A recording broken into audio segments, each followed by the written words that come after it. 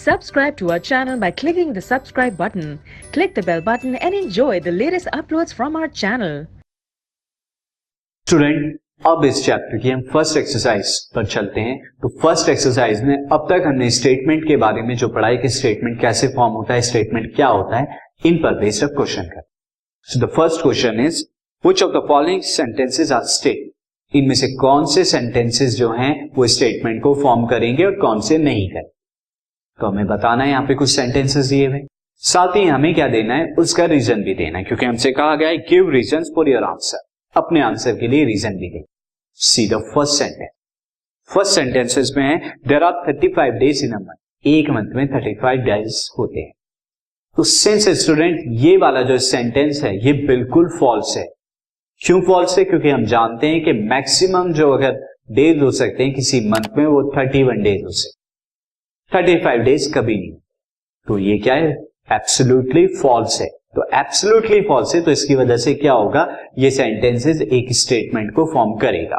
मैं write down करता हूं, नाउ आप लिखेंगे इस तरह से, सिंस वी नो दैट, पहले मैं रीजन दे देता हूं, since we know that a month can have, एक मंथ में कैन हैज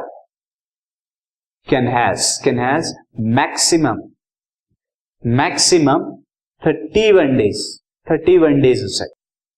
तो देयरफॉर गिवन सेंटेंस जो है, given sentence is false. Given sentence क्या हो गया? फॉल्स हो गया। So it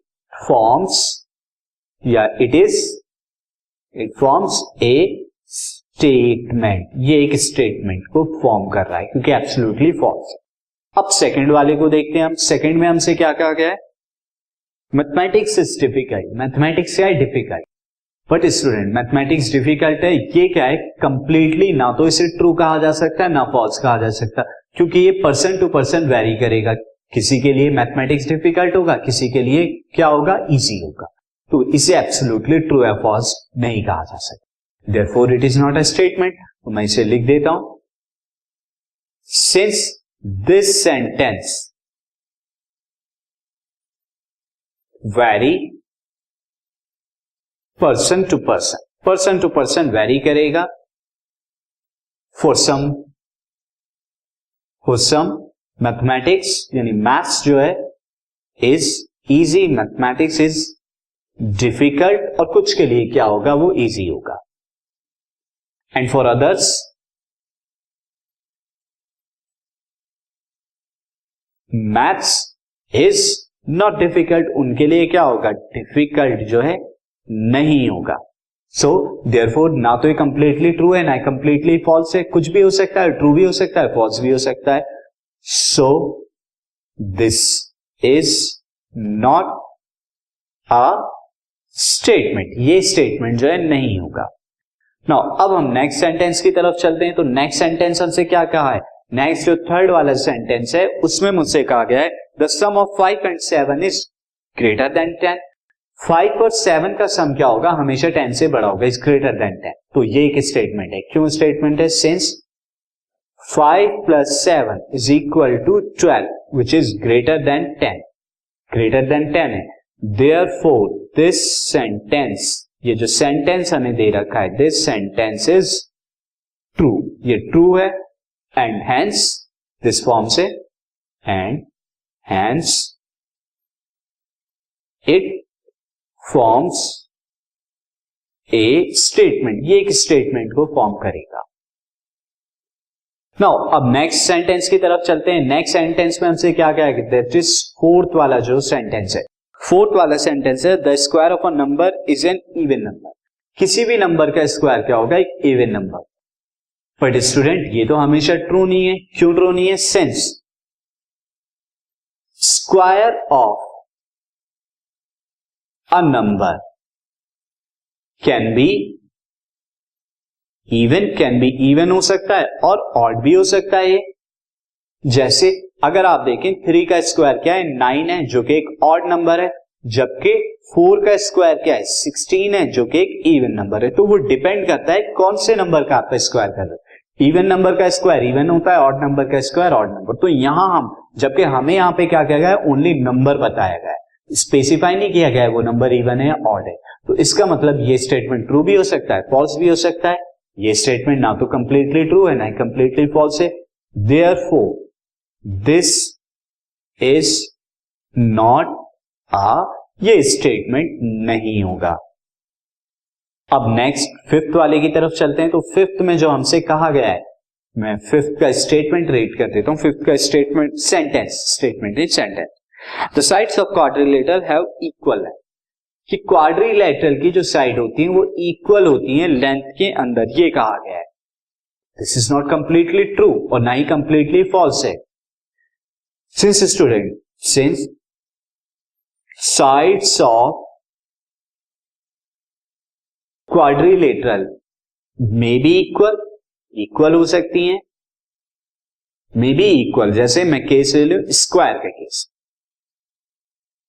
and may not be equal, may not be equal, और इक्वल नहीं भी हो सकती, जैसे मैं रेक्टेंगल का ले लूं, ट्रेपीजियम का ले लूं या पैरेललोग्राम, इन सब की साइड क्या होती है, इक्वल नहीं होती। स्क्वायर के साथ में यहां रोम्बस का केस भी आप देख सकते हैं, स्क्वायर एंड रोम्बस, तो मे नॉट बी इक्वल। तो इसका मतलब ये ट्रू भी नहीं है कंप्लीटली और फॉल्स भी नहीं। तो this sentence could be true और false, can be both true और फॉल्स। ये ट्रू भी हो सकता है और फॉल्स भी हो सकता है, क्योंकि क्वाड्रिलेटरल हमें नहीं पता कौन से के बारे में। कुड बी बोथ ट्रू और false, true and false. Therefore, तो इसका मतलब therefore this sentence is not a statement, ये एक स्टेटमेंट नहीं होगा। नाउ अब हम नेक्स्ट की तरफ चलते हैं। नेक्स्ट में हमसे जो सिक्स्थ वाला है, सिक्स्थ में हमसे क्या कहा गया है, सिक्स्थ का जो सेंटेंस है मैं रीड कर देता हूं। Answer this question, answer this question, ये मुझसे कहा गया है। Now answer this question, this is an order, this is an order, ये एक ऑर्डर है, और जो ऑर्डर क्या होता है, ना तो कंप्लीटली ट्रू होता है ना फॉल्स होता, कुछ नहीं कह सकते हम इसके बारे में। So therefore it is not a statement, ये स्टेटमेंट नहीं होगा।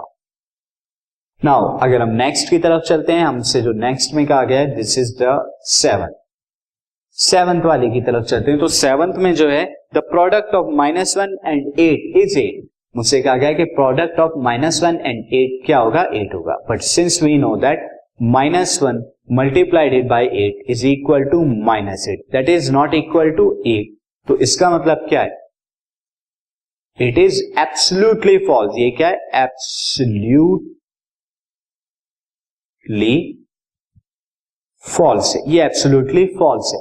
तो देयरफॉर ये कंप्लीटली फॉल्स हो गया, तो it forms a statement, therefore it forms a statement. ये क्या होगा, एक स्टेटमेंट को फॉर्म करेगा। नाउ अब हम चलते हैं 8 की तरफ। तो 8 में जो हमसे कहा गया है, दिस वन 8 का मैं स्टेटमेंट यहां पे इस सेंटेंस पढ़ देता हूं। This is the sum of all interior angle of a triangle is 180 degree, किसी ट्रायंगल के तीनों इंटीरियर एंगल का सम 180 डिग्री होता है, and this is absolutely true. ये क्या है, ट्रू है। हम जानते हैं कि एंगल्स का सम क्या होता है, किसी भी ट्रायंगल के इंटीरियर एंगल का 180 डिग्री होता है। Therefore it is a statement, ये क्या है, स्टेटमेंट है। रीजन में आप लिख सकते हैं कि since the sum of the all interior angle of a triangle is 180 degree, ये प्रूव है। नाउ नेक्स्ट हम चलते हैं 9th की तरफ। तो 9th में हमसे क्या कहा गया है, today is the windy day, जो आज का दिन है वो विंडी डे, यानी बहुत ज्यादा हवा चल रही। बट हमें नहीं पता है किस दिन के बारे में बात करें, कोई भी पर्टिकुलर डे हो सकता है, उस दिन हो सकता है कि हवा चल रही हो या नहीं चल रही हो। तो यहां पर हमें डे नहीं पता। Since this can be any particular day, कोई भी पर्टिकुलर डे हो सकता है। दिस मैं दोबारा से लिख देता हूं, this can be any particular day, कोई भी पर्टिकुलर डे हो सकता है जिसके बारे में हमें नहीं पता। अब जब नहीं पता तो हम कैसे कह सकते हैं कि ट्रू है फॉल्स है? तो इसका मतलब अब जब यहां पता नहीं है कि ट्रू है या फॉल्स है, तो इसका मतलब ये सेंटेंस जो है स्टेटमेंट को फॉर्म नहीं करेगा. So this is not a statement. ये क्या है? एक स्टेटमेंट को फॉर्म नहीं कर रहा. नाउ द लास्ट सेंटेंस जो हमें दिया हुआ है, मैं लास्ट सेंटेंस को स्टार्ट करता हूं. लास्ट सेंटेंस में हमसे कहा गया है स्ट्रेंथ 1 में, all real number are complex numbers, कि सारे रियल नंबर कॉम्प्लेक्स नंबर है. क्या ये ऐसा ट्रू है? Since student all real number can be written as, हर एक रियल नंबर को लिखा जा सकता है. अगर मैं रियल नंबर आर से रिप्रेजेंट कराऊं is equal to a plus iota b. ये आयोटा 0, यहां मैं 0 ले लेता हूं, बी की जगह 0. तो इसका मतलब हर एक रियल नंबर में आयोटा लगाया जा सकता है, लेकिन उसका कोफिशिएंट क्या लेना पड़ेगा? 0 लेना पड़ेगा. हर एक रियल नंबर को आप लिख सकते हो. कॉम्प्लेक्स नंबर में हमने देखा था इस तरह. तो इसका मतलब ये स्टेटमेंट क्या है? ट्रू है. ये क्या है? सेंटेंस ट्रू है. So this sentence is true. ये सेंटेंस क्या है? ट्रू है. And hence it is a statement and therefore it is a statement. ये क्या है? एक स्टेटमेंट होगा.